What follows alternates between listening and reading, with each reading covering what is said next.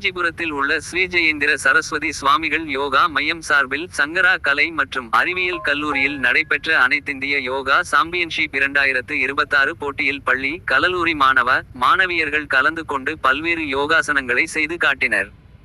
இப்போட்டியினை சங்கரா கலை மற்றும் அறிவியல் கல்லூரி முதல்வர் கே.ஆர். வெங்கடேசன் குத்துவிளக்கேற்றி துவக்கி வைத்தார். சிறப்பு விருந்தினர்களாக யோகாச்சாரியா சி.ஆர். புவியரசு, ஏ.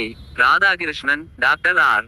வேணுகோபால் ஆகியோர் கலந்து கொண்டு சிறப்பித்தனர். போட்டி ஏற்பாடுகளை Yogaraj S. Sathyanarayanan, Yogaratna doctor S. Divya ஆகியோர் செய்திருந்தனர்.